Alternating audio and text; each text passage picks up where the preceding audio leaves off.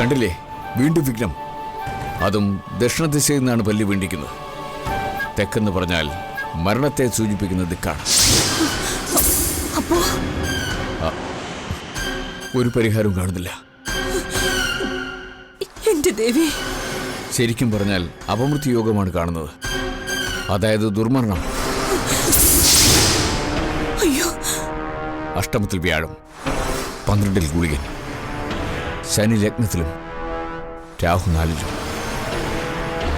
രക്ഷയില്ല.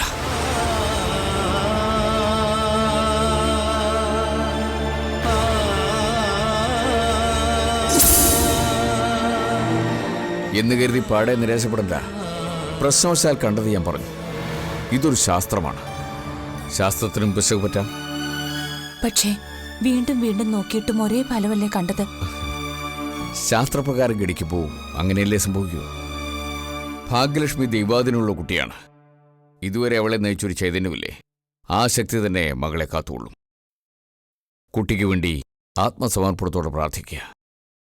ബാക്കിയൊക്കെ ഈശ്വര നിശ്ചയം. എന്റെ ദേവി,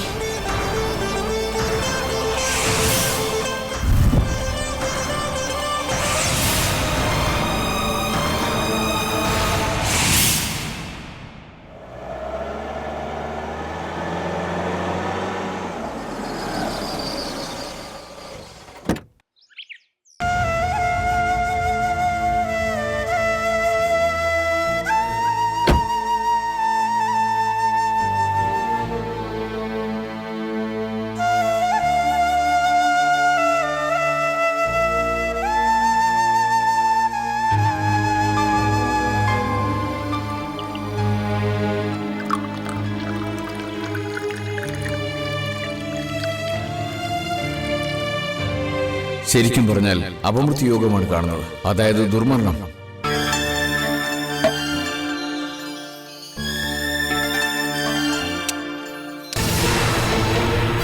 കുട്ടിക്ക് വേണ്ടി ആത്മസമർപ്പണത്തോടെ പ്രാർത്ഥിക്കുക. ബാക്കിയൊക്കെ ഈശ്വര നിശ്ചയം.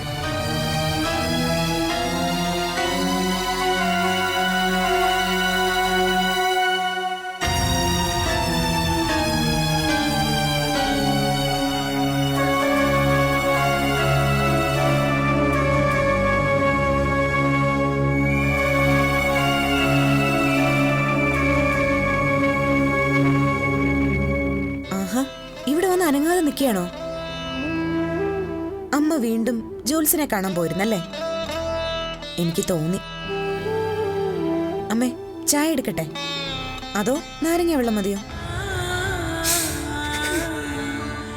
അമ്മേ, മോളൊന്നും ചെയ്യണ്ട, ഒരു ജോലി എടുക്കണ്ട, എനിക്കൊന്നും വേണ്ട. എന്താ ഇതമ്മേ? ഇത്രയും സമയം ഞാൻ അടക്കി പിടിച്ചു നിന്നു. ഇനി എനിക്ക് താങ്ങാൻ വയ്യ. ഇങ്ങനെ കരയാതമ്മേ. എനിക്ക് കഴിയുന്നില്ല മോളെ. ദേ, മരുന്ന് കഴിച്ചോണ്ടിരിക്കുകയാണെന്നുള്ള ഓർമ്മയുണ്ടോ? ഇനി എനിക്ക് എന്തിനാ മരുന്ന് മന്ത്രമൊക്കെ? എന്റെ കുട്ടി അടുത്തില്ലെങ്കിൽ പിന്നെ ഞാൻ എന്തിനാ ജീവിച്ചിരിക്കുന്നത്?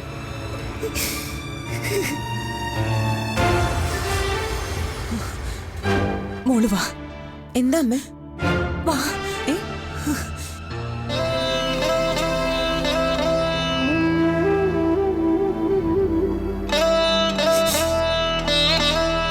പറയേ, അമ്മ തന്നെ പറയേ, ഞാൻ എന്താ വേണ്ടത്?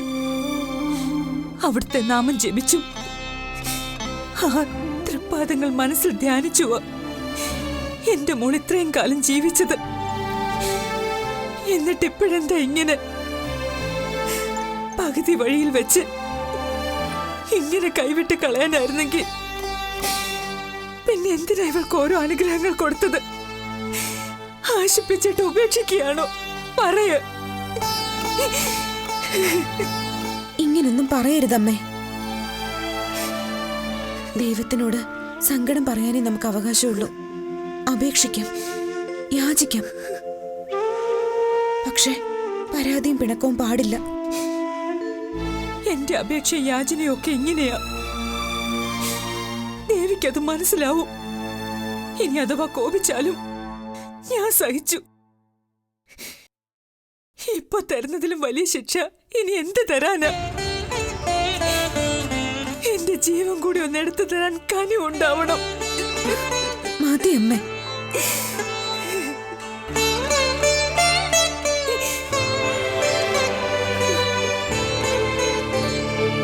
ഈ സങ്കടം കാണുന്നില്ല ദേവി. ഏത് സമയവും ഈ ലോകം വിട്ടു പോവാൻ ഞാൻ ഒരുക്കമാണ്. പക്ഷെ എന്റെ അമ്മയുടെ ഈ അവസ്ഥ കാണുമ്പോ ഞാൻ എങ്ങനെ പോവമ്മ? ഇവിടെ ശിവകാമിയും കൃഷ്ണനുണ്ണിയൊക്കെ ഉണ്ടെന്ന് ഒരു ആശ്വാസത്തിന് വേണ്ടി പറയാം. അവര് രണ്ടുപേരും അമ്മയെ നോക്കുമായിരിക്കും, ഭക്ഷണം കൊടുക്കുമായിരിക്കും. പക്ഷെ അത് പോരാ. എല്ലാ പരിഗണനയും സംരക്ഷണവും എന്റെ അമ്മയ്ക്ക് കിട്ടണം. എങ്കിൽ മാത്രമേ എനിക്ക് സമാധാനം ഉണ്ടാവുള്ളൂ. അല്ലാത്ത പക്ഷം ഗതി കിട്ടാത്ത ആത്മാവായി ഞാനിവിടെയൊക്കെ അലഞ്ഞു നടക്കും. അയ്യോ, കേൾക്കാൻ വയ്യ എനിക്ക്.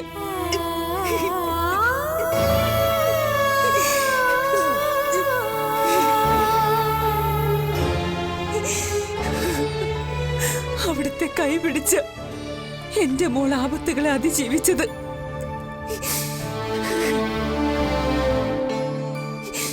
ഭാഗ്യലക്ഷ്മിയിലൂടെ അമ്മ എത്ര പേരെ സഹായിച്ചു, എത്ര പേർക്ക് ജീവിതം നൽകി. എന്നിട്ടിപ്പോ ആ കൈവിടാൻ മാത്രം എന്ത് തെറ്റാ എന്റെ മോള് ചെയ്തത്? ആ പാദങ്ങളിൽ വീണ് താൻ അപേക്ഷിക്കുകയാണ്. എന്റെ മോളെ രക്ഷിക്കണം, രക്ഷിച്ചേ പറ്റൂ.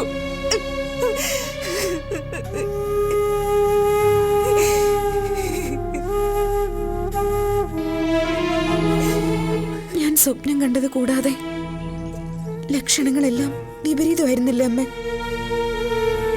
തൊഴാൻ ചെന്നപ്പോ അമ്പലത്തിൽ പോലും ദുർമരണം സംഭവിച്ച വാർത്തയല്ലേ അറിഞ്ഞത്?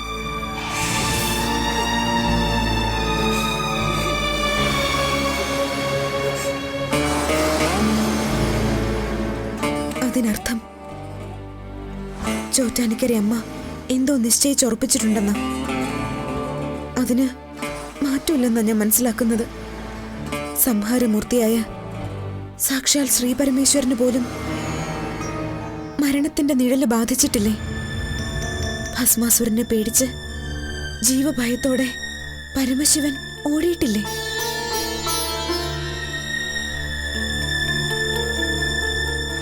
കുരുക്ഷേത്രത്തിൽ പാർത്ഥസാരഥിയായി പാണ്ഡവരെ രക്ഷിച്ചു ശ്രീകൃഷ്ണൻ. ഒടുവിൽ ഒരു വനവേടന്റെ അമ്പ് ശ്രീകൃഷ്ണ ഭഗവാന്റെ ആയുസ് എടുത്തില്ലേ? എന്തിനേറെ മരണദേവനായ കാലന് വരെ മരണം സംഭവിച്ചതായി കഥയുണ്ടല്ലോ പുരാണത്തിൽ. പ്രപഞ്ചത്തെ നിയന്ത്രിക്കുന്ന മഹാശക്തികൾ വരെ മരണമെന്ന സത്യത്തിന് മുൻപിൽ പരാജയപ്പെടുന്നു. പിന്നെയാണോ വെറൊരു മനുഷ്യജീവിയായ ഞാൻ? ജനിച്ചാൽ മരിക്കും, അത് പ്രകൃതി നിയമമാണ്. നമ്മൾ ആ നിയോഗത്തെ മനസ്സുകൊണ്ട് സ്വീകരിക്കണം. അതും വിശ്വാസത്തിന്റെ ഭാഗമാണ്.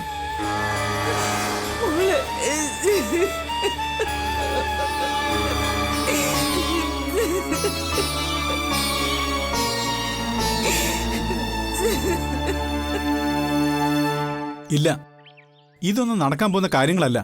പിന്നെ മരിച്ചതായിട്ടൊരു സ്വപ്നം. സൈമണോട് ഞാൻ കള്ളം പറയോ? സ്വപ്നം കണ്ടതാണ്. അമ്മയും ശിവകാമിയും കൃഷ്ണനുണ്ണിയൊക്കെ ഉണ്ടായിരുന്നു അവിടെ. നിലവിളക്കും ചന്ദനത്തിരിയും എരിയുന്നതിനടുത്തായി ഞാൻ.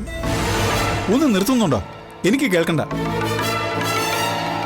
സൈമണോട് ഇക്കാര്യം പറയരുതെന്നാ ഞാൻ ആദ്യം വിചാരിച്ചിരുന്നത്. പിന്നെ തോന്നി അത് തെറ്റാണെന്ന്. അതിന് കാരണമുണ്ട്. ഒരിക്കൽ മരണമെന്ന തീരുമാനവുമായി പരസ്പരം അറിയാതെ പുറപ്പെട്ടവരാണ് നമ്മൾ.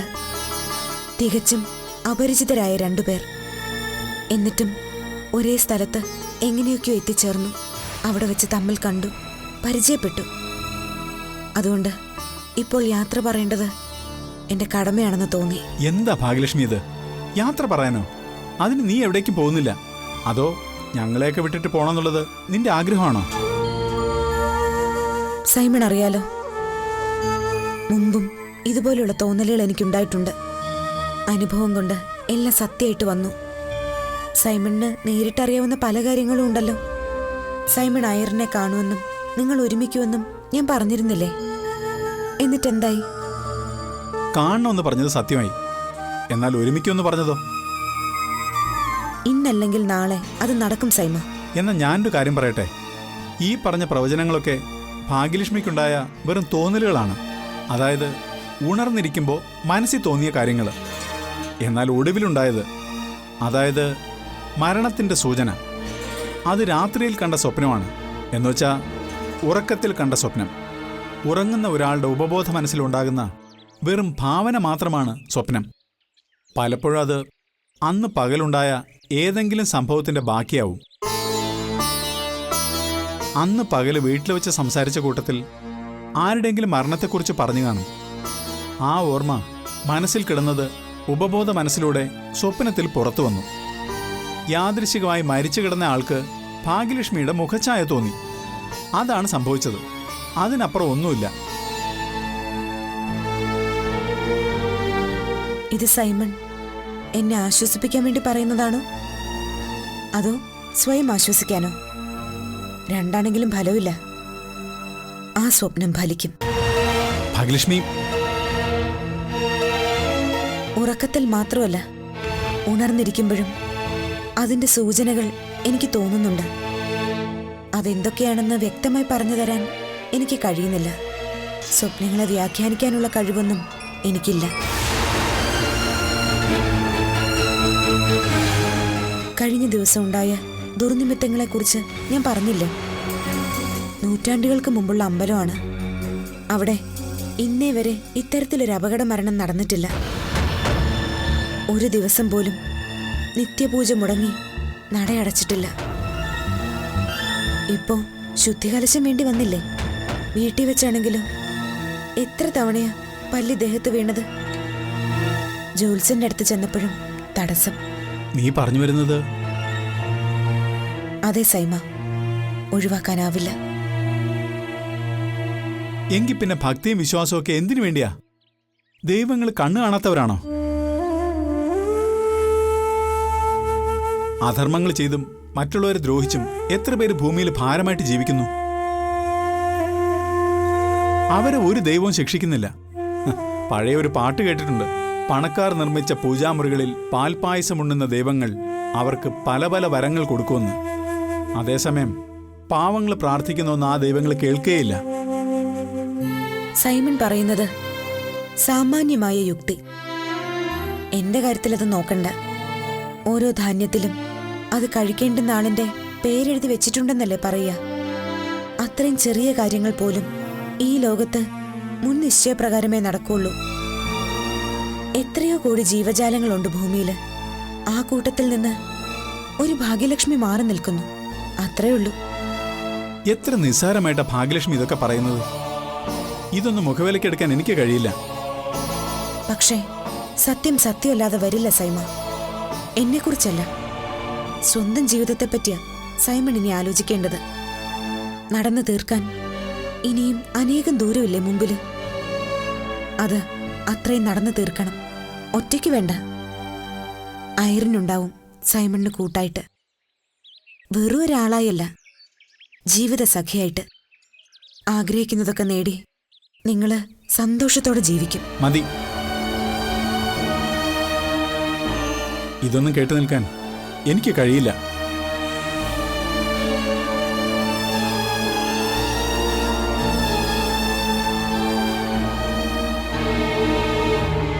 ഇല്ല, ഞാൻ നിർത്തുകയാണ്. ഇനി എപ്പോഴാ കാണുമെന്നറിയില്ല. കാണുമെന്നും അറിയില്ല. പൊയ്ക്കോട്ടെ.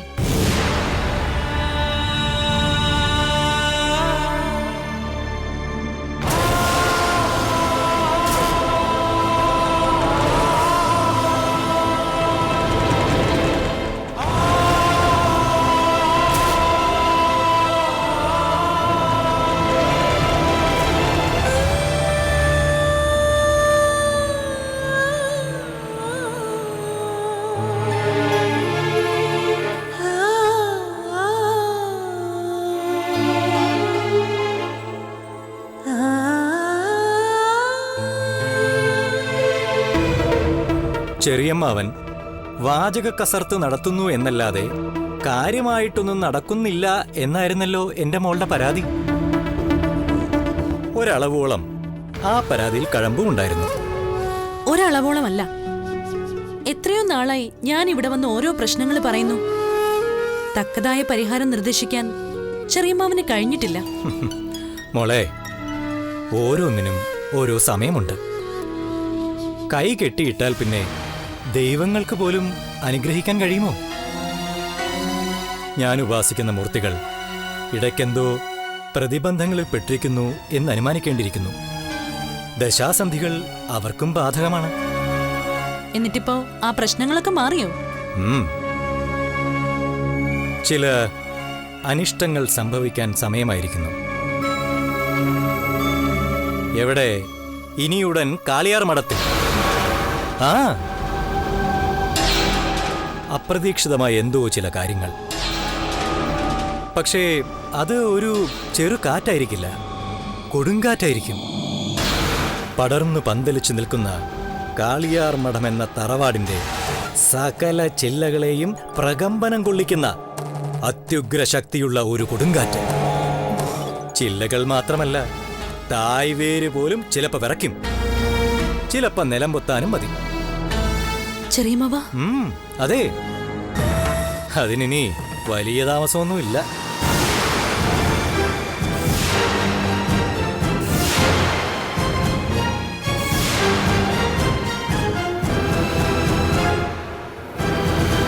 എങ്കിലത് ഉണ്ണിയേട്ടന്റെ ഓർമ്മ തിരിച്ചു കിട്ടുന്ന കാര്യമായിരിക്കും.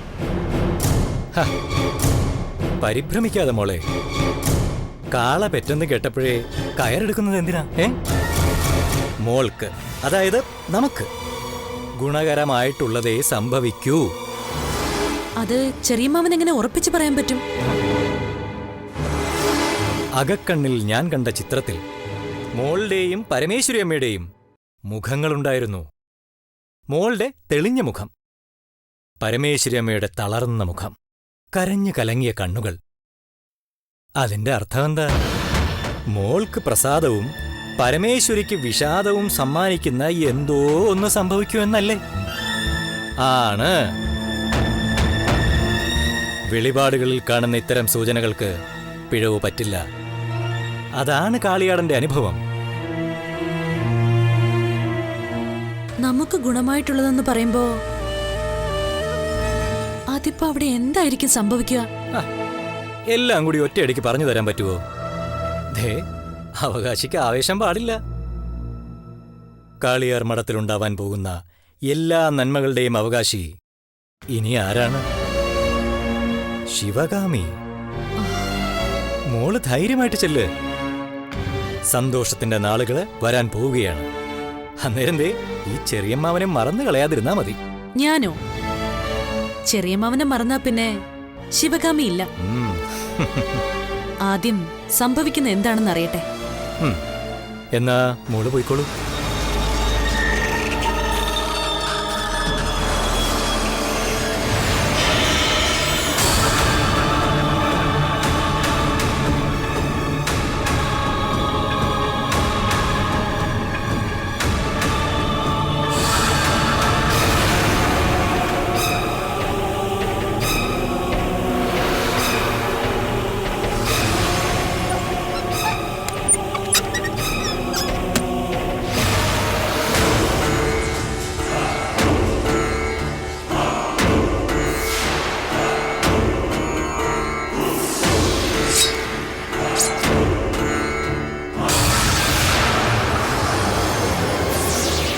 കാലങ്ങളായി കാളിയടൻ കാത്തു സൂക്ഷിച്ചിരുന്ന കഠാര വർഷങ്ങൾക്ക് മുമ്പ് രക്തം പുരണ്ടതാണ്. ഇപ്പോ ദാഹിക്കുന്നുണ്ടാവല്ലേ? സാരമില്ല, വീണ്ടും രക്തം പുരളാൻ സമയമായിരിക്കുന്നു.